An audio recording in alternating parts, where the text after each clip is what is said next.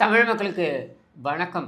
செந்தில் பாலாஜி, அதாவது ரூ. 10 பாலாஜி என்று தமிழ்நாடே பேசிக் கொண்டிருக்கின்ற இந்த செந்தில் பாலாஜியுடைய வழக்கு, அதாவது சுப்ரீம் கோர்ட்டில் அவங்களுடைய வழக்கு இன்றைக்கு விசாரணைக்கு வந்தது. இந்த வழக்கு ஏன் வந்தது அப்படின்றது தான் நீங்கள் பார்க்க வேண்டிய விஷயம்.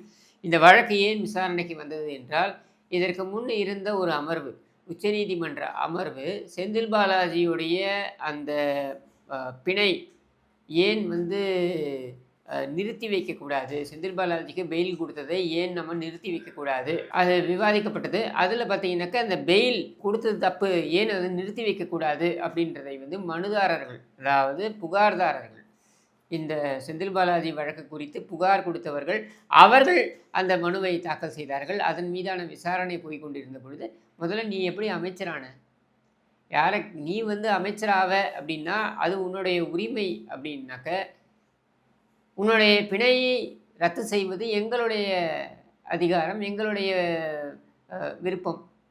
நாங்கள் பிணையை ரத்து செய்கிறோம், நீ அமைச்சராக தொடரு, எங்களுக்கு ஒன்றும் பிரச்சனை கிடையாது அப்படின்னு அப்பொழுது இருந்த நீதியரசர்கள், அதையும் முக்கியமாக நீதியரசர் ஓக்கா அவர் இதை பற்றி விரிவாக சொல்லியிருந்தார். நீங்கள் எங்களிடம் என்ன சொன்னீர்கள், இந்த வழக்கில் எனக்கு பிணை கொடுங்கள், ஏனென்றால் நான் அமைச்சராக இருந்து என்னுடைய அதிகாரத்தை துஷ்பிரயோகம் செய்வேன் என்றுதான் இந்த வழக்கே போடப்பட்டது. ஆனால் நான் இப்பொழுது அமைச்சரே இல்லை என்கிற நிலையில் நான் பிணையில் வருவதை தடுக்க முடியாது. சிச்சுவேஷன் சேஞ்ச், அதாவது சூழல் மாறிவிட்டது அப்படின்னு சொல்லி தான் நீங்கள் பிணை வாங்கினீங்க. வாங்கி 2வது நாளே நீ அமைச்சராக உட்கார்ந்தனா என்ன அர்த்தம்? யார் அமைச்சராகலாம் என்பது நீதிமன்றம் முடிவு செய்ய முடியாது. அது முதலமைச்சருடைய தனிப்பட்ட அதிகாரத்துக்கு உட்பட்டது. அவர்தான் முடிவு செய்வார். அவருடைய டிஸ்கிரிஷன் என்று சொல்வார்கள். யார் தன்னுடைய அமைச்சரவையில் இருக்க வேண்டும் என்பதனை முதலமைச்சர் முடிவு செய்வார். அதில் நீதிமன்றம் தலையிட முடியாது. ஆனால் யார் சிறையில் இருக்க வேண்டும், யார் வெளியே இருக்க வேண்டும், அதாவது குற்றம் சாட்டப்பட்டவர்களில் யார் சிறையில் இருக்க வேண்டும், யார் பிணை வழங்கப்படலாம் அப்படின்றது முடிவு செய்யக்கூடிய இடத்துல உச்ச நீதிமன்றம் அல்லது பிற நீதிமன்றங்கள் தான் இருக்கின்றன. அதனால் நீங்கள் அமைச்சராக தொடர்ந்துக்கோங்க, நாங்கள் இங்கே பெயிலை நிறுத்தி வைக்கிறோம். ஏனென்றால் நீங்கள் அமைச்சராக வந்துவிட்ட நிலையில் நீங்கள் சாட்சியங்களை மிரட்டும் சூழல் இருக்கிறது. அது மட்டும் இல்லை, முதலமைச்சரே உன்னை தியாகின்றாரு. காமெடி என்னென்னா, எந்த வழக்கில் இவர் கைது செய்யப்பட வேண்டும் என்று போராட்டத்தை எதிர்க்கட்சி தலைவராக இருந்து முன்னெடுத்தாரோ, அதே வழக்கில் செந்தில் பாலாஜி சிறைக்கு சென்றது தியாகம் என்று அதே முதலமைச்சர் சொல்கிறார் என்றால், ஒரு முதலமைச்சரே சொல்லும் பொழுது இந்த வழக்கு எப்படி நியாயமாக நடக்கும், நேர்மையாக நடக்கும்? தமிழக அரசாங்கத்தின் ஒரு அங்கமாக பார்க்கப்படக்கூடிய காவல்துறை, லஞ்ச ஒழிப்புத்துறை, இது எப்படி இந்த வழக்கை விசாரணையை நேர்மையாக நடத்த முடியும்? இப்போவே அது நடத்துவதற்கான சாத்தியக்கூறுகள் கிடையாது. ஏன்னா செந்தில் பாலாஜி அமைச்சராக இல்லை என்றாலும் அமைச்சருடைய அந்தஸ்தில் தான் வலம் வருகிறார். இந்த கரூர் துயர சம்பவம் நடந்தது பாருங்கள், அதிலே தெரியுது செந்தில் பாலாஜியோடைய அந்த செல்வாக்கு எத்தகையதாக, அரசியல் செல்வாக்கு, மக்கள் செல்வாக்கு கிடையாது, அரசியல் செல்வாக்கு எத்தகையதாக இருக்குது அப்படின்னு சொல்லிட்டு இதைத்தான் நீதிமன்றம் அன்றைக்கே மேற்கோள் காண்பித்து, நீ அமைச்சராக தொடரு, ஜெயிலுக்கு போ, இல்லையா அமைச்சர் பதவியிலேருந்து ரிசைன் பண்ணுறது அது உன் விருப்பம், நீ ரிசைன் பண்ணுறேன்னா நாங்கள் இந்த மனுவை எடுக்காமல் இருக்கோம் அப்படின்னு சொல்லி மூடி வச்சுட்டாங்க. இப்போ இதில் என்ன பிரச்சனைன்னா, இவர் அமைச்சராவது அப்படின்றதை ஏற்றுக்கொள்ள முடியாது. இவர் சிறையில் இருந்து வேண்டுமானால் அமைச்சராக தொடரட்டும், ஆனால் வெளியில் அமைச்சராக இவர் இருப்பதை ஏற்றுக்கொள்ள முடியாது என்று பொருள்பட அன்றைக்கு நீதியரசர் ஜஸ்டிஸ் ஓக்கா சில கருத்துக்களை தெரிவித்தது இருக்கு இல்லையா, இது அந்த அந்த நீதிமன்ற உத்தரவிலையும் இடம்பெற்று விட்டது. இதில் உத்தரவில் பார்த்தீங்கன்னாக்கா ஆப்பரேட்டிவ் போர்ஷன் என்று சொல்வார்கள். அதாவது இந்த உத்தரவில் செயல்படக்கூடிய விஷயங்கள் என்ன, மற்ற கருத்துக்கள் என்ன அப்படின்ட்டு. இப்போ இந்த செயல்படக்கூடிய இடத்துல அது இடம்பெறலைன்னா கூட அந்த உத்தரவில் அது இடம்பெற்றிருக்கு அப்படின்றதே செந்தில் பாலாஜி திரும்பவும் அமைச்சராவதற்கு சங்கடங்களை ஏற்படுத்தும் அப்படின்ற சூழலில் தான் இவங்க என்ன பண்ணுறாங்க, ஒரு மனுவை கொண்டு போய் கொடுக்குறாங்க உச்ச நீதிமன்றத்தில். என்னென்னா, நீதியரசர் ஓக்கா கூறிய இந்த வார்த்தைகளை நீங்கள் நீக்குங்கள் அப்படின்னு சொல்லிட்டு. அப்போது உடனே நீதிமன்றம் கேட்குது, சரி நீதியரசர் ஓக்கா ரிட்டையர் ஆகிட்டார், இப்போ சில வாரங்களுக்கு முன்னே ரிட்டையர் ஆகிட்டார், அவர் ரிட்டையர் ஆகிற வரைக்கும் இதையே நீங்கள் கேட்கல, அவருடைய பெஞ்சிலே நீங்கள் கேட்டிருக்கலாமே, உங்களுடைய இந்த கருத்துக்களை எல்லாம் நீங்கள் நீக்குங்கள்ட்டு. ஆனால் அவர் ரிட்டயர் ஆகிற வரைக்கும் வெயிட் பண்ணிவிட்டு, அவர் ரிட்டயர் ஆனதுக்கப்புறம் நீங்கள் வந்து இதை போடுறீங்கன்னா, உங்களுடைய மனுவில் ஏதோ ஒரு உள்நோக்கம் இருக்கலாம் இல்லையா அப்படின்னு நீதிபதி கேட்கிறார். இவங்க உடனே இல்லை நான் அமைச்சர் ஆகக்கூடாதுன்னு நீங்கள் எப்படி சொல்லலாம் அப்படின்னு கபில் சிபல் வாதாடுகிறார். அதற்கு நீதிமன்றம் சொல்லுது, நாங்கள் எங்கே சொன்னோம் அவர் அமைச்சர் ஆகக்கூடாதுன்னு? அவர் அமைச்சராகலாம் தாராளமாக, முதலமைச்சர் விரும்பினால் அவர் அமைச்சராகலாம். நாங்கள் எங்கே சொன்னோம் அவர் அமைச்சர் ஆகக்கூடாதுன்னு? நாங்கள் சொல்கிறதுனா ஒன்று தான், அவர் அமைச்சர் ஆக போகிறாருன்னா தயவு செஞ்சு இப்போ சொல்லுங்கள், அவர் அமைச்சர் ஆக போகிறாருன்றதை சொல்லுங்கள் எங்கள்கிட்ட. அவருடைய பிணை மீதான மனுவை நாங்கள் மறு விசாரணைக்கு எடுக்கிறோம்.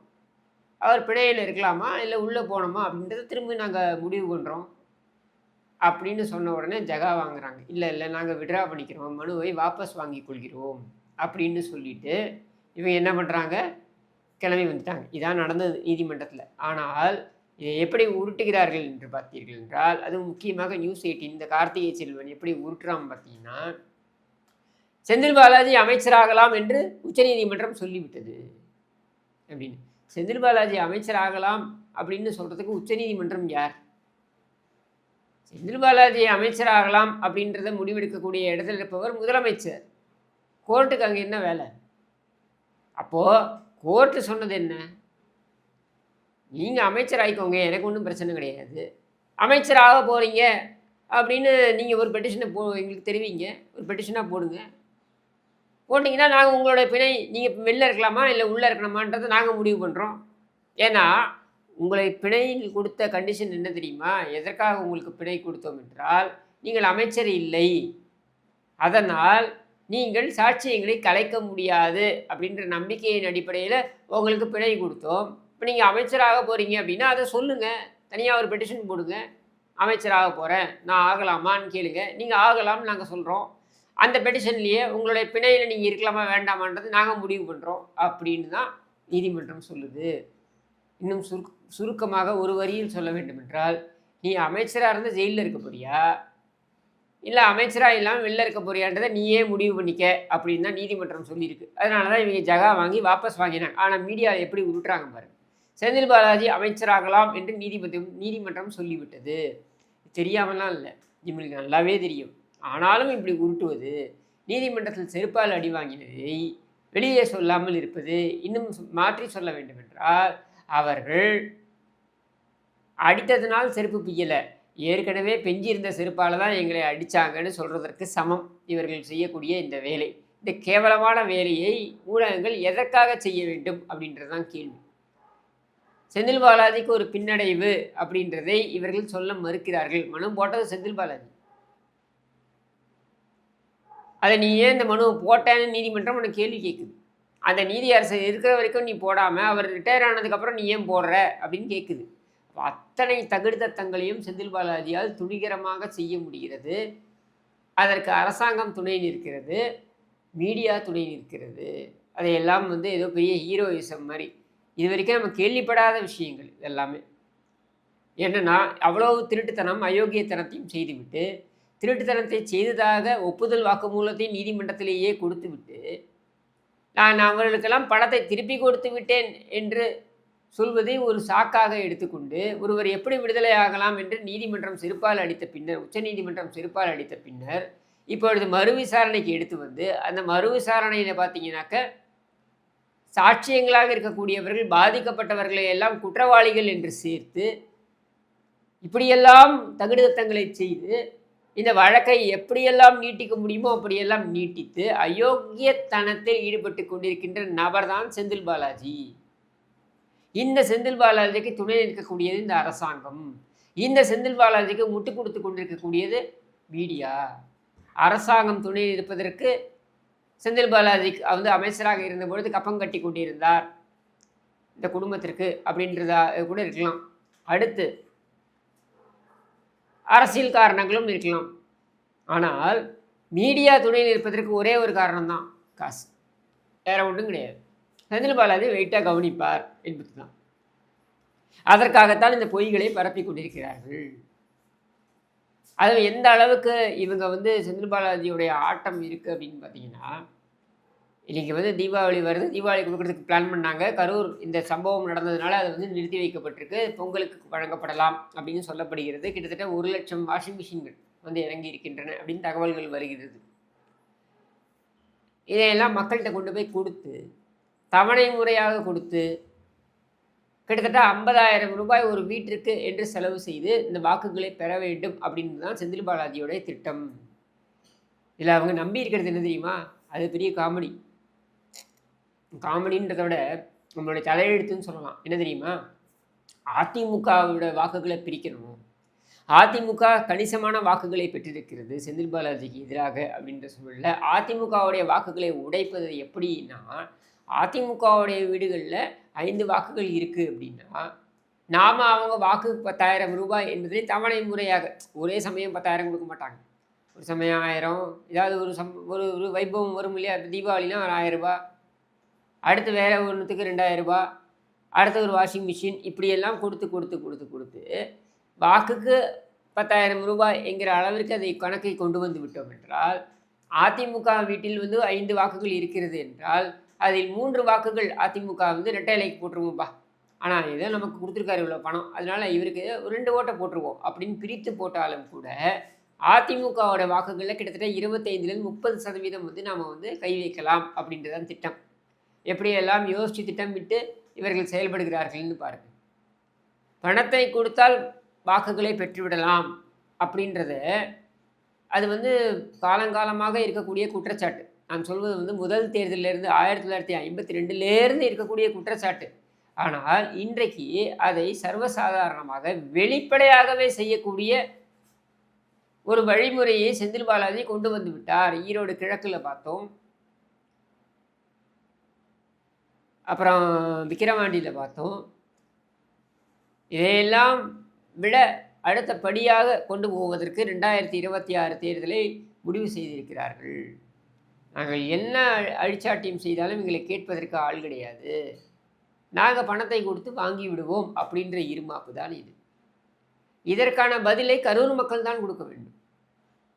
செந்தில் பாலாஜி போன்றவர்கள் அடித்து ஓரமாக உட்கார வைக்கப்பட வேண்டிய, அடித்து ஓரமாக உட்கார வைக்கப்பட வேண்டியனா உடனே அடித்துன்னா உடனே லிட்டரலாக அடித்துன்னு கிடையாது. ஜனநாயக ரீதியாக இவர்கள் அடித்து ஓரமாக அமர்த்தப்பட வேண்டும் என்றால் தேர்தல் மூலமாகத்தான் சாத்தியம். அதை இந்த மக்கள் செய்ய வேண்டும், செய்வார்கள் என்ற நம்பிக்கை எனக்கு இருக்கிறது. ஏன்னா இவ்வளவு அயோக்கியத்தனத்தையும் செய்துவிட்டு ஒருவன் வந்து வெளியில் வந்து நடமாடுவது அல்லது நடமாட அனுமதிப்பது என்பது ஏற்றுக்கொள்ள முடியாத ஒரு விஷயம்.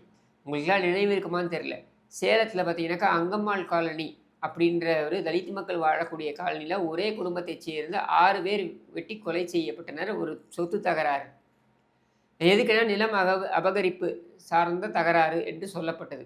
இதில் சிக்கியவர் யார், முக்கிய குற்றவாளிகள் ஒருவர் யார் அப்படின்னு பார்த்தீங்கன்னாக்கா அன்றைய அமைச்சராக இருந்த வீரபாண்டி ஆறுமுகத்துடைய உறவினர், அக்காள் மகனோ யாரோ. அவர் குற்றம் சாட்டப்பட்டு சிறையில் இருந்த பொழுது அவரை சந்திப்பதற்கு அமைச்சர் தேசிய கொடி பொருத்தப்பட்ட காரை வைத்து கொண்டு சிறை வளாகத்திற்குள்ளேயே சென்றார் அப்படின்றது அன்றைக்கு மிகப்பெரிய அளவில் சர்ச்சையானது. என்ன திமிரு, கொலையும் செஞ்சுட்டு அதில் சிக்கியவர்வனை தேசிய கொடி பொருத்தப்பட்ட காரில் ஒரு அமைச்சர் போய் சந்திப்பார்னாக்கா எந்த அளவுக்கு உங்களுக்கு எகத்தாளம் இருக்கணும் அப்படின்னு சொல்லிட்டு, அதே வரலாறு திரும்பவும் இங்கே இப்போ பார்க்குறோம். நம்ம அந்த வரலாறு திரும்புகிறது. அந்த தேர்தலில் வீரபாண்டி ஆறுமுகம் தோற்கடிக்கப்பட்டார். சேலத்தின் சிங்கம் என்று அறியப்பட்ட அந்த வீரபாண்டி ஆறுமுகமே வந்து மண்ணை கவ்வினார் அப்படின்ற ஒரு வரலாறு மீண்டும் திரும்ப வேண்டும் என்றால், இந்த செந்தில் பாலாஜி என்ற அந்த அயோக்கியன், இன்னும் சொல்ல வேண்டுமென்றால் அரசியலிலிருந்து அப்புறப்படுத்தப்பட வேண்டிய ஒரு விஷக்கிருமி, அந்த விஷக்கிருமியை கரூர் ஒரு கால் தேர்வு செய்யும் என்றால் அவன் செய்த அத்தனை அயோக்கியத்தனத்தையும் நாம் அங்கீகரிப்பது போல் ஆகிவிடும் என்பதனை கரூர் மக்கள் மனதில் கொள்ள வேண்டும். இதை திண்ணை பிரச்சாரமாக நம்ம எடுத்துகிட்டே போக வேண்டாம். கரூர் மொத்தமே செந்தில் பாலாஜியை கழுவி ஊற்றி கொண்டிருக்கிறது, அது வேற விஷயம். ஆனால் அதை வலுப்படுத்தும் விதமாக இதை கொண்டு போகணும். இத்தனை அராஜகத்தையும் செய்து நான் வெற்றி பெறுவேன்னு சொல்கிறான் பாருங்க. இந்த இருமாப்பிற்கே முதல்ல சமட்டி அடியை கொடுக்கணும். அதை கரூர் மக்கள் கொடுப்பார்கள் என்ற நம்பிக்கையில் விடைபெறுகிறேன். நன்றி, வணக்கம்.